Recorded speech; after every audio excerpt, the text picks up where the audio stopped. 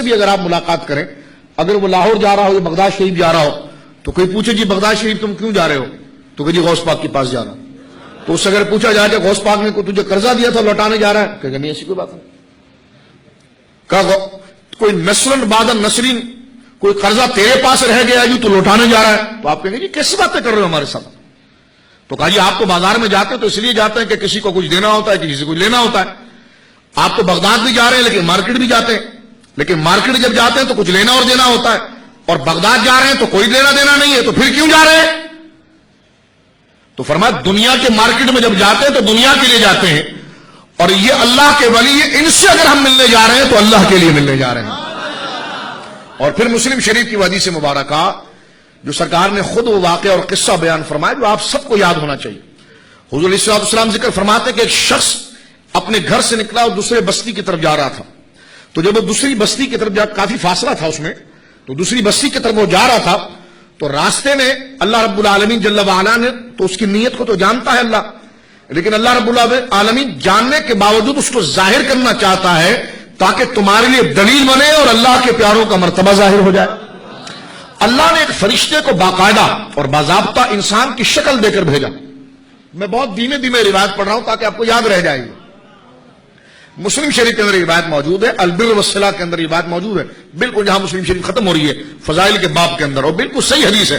اور یہ قصہ وہ ہے جو حضور نے خود بیان فرمایا ہے صلی اللہ علیہ وسلم، تو آپ کوئی شک بھی نہیں ہے. ٹھیک ہے، تو حضور علیہ الصلوۃ والسلام فرماتے ہیں کہ فرشتے کو باقاعدہ ایک انسانی شکل دے کر راستے میں بٹھا دیا گیا. اب وہ راستے میں بیٹھ گیا. جب وہ آدمی جو اس بستی کی طرف جا رہا تھا جب اس کے قریب پہنچا تو اس فرشتے نے جو انسانی شکل میں تھا اس کو روکا، اور روک کے کہنے لگا جناب ذرا رکیے، میں آپ سے کچھ پوچھنا چاہتا ہوں. تو انہوں نے کہا جی جلدی بتائیے میں نے آگے بڑھنا ہے. تو کہا آپ کہاں جا رہے ہیں، آپ کا سفر کہاں کا ہے؟ تو انہوں نے کہا کہ جی وہ سامنے بستی نظر آ رہی ہے آپ کو؟ کہا جی ہاں نظر آ رہی ہے. کہا میں ادھر جا رہا ہوں.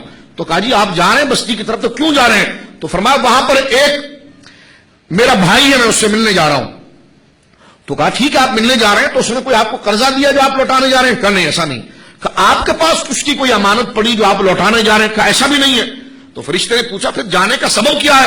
کہ جانے کا سبب یہ ہے کہ وہ اللہ سے پیار کرتا ہے اور میں اس سے پیار کرتا ہوں. اب یہ مسئلہ حدیث میں کلیئر ہو گیا. جب کلیئر ہوگی بات تو اس کو مناظرہ نہیں بنانا چاہیے، اس کو فرقہ واریت نہیں بنانی چاہیے. ان نوجوانوں کے دماغ کو کیوں پراگندہ کرتے ہیں آپ، جو سارے مسائل مسلم ہیں. تو فرمایا آپ ادھر کیوں جا رہے ہیں؟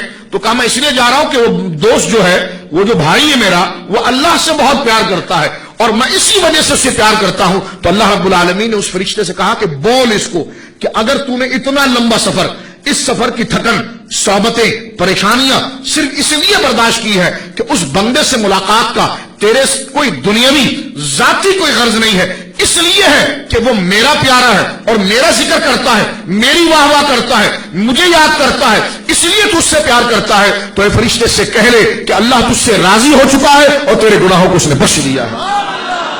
تو یہ پھر ضرور کہا جائے گا کہ جو سفر داتا علی حجویری کے مزار پر کرتا ہے ہر قدم پر اس کے گناہ معاف کر دیے جاتے ہیں.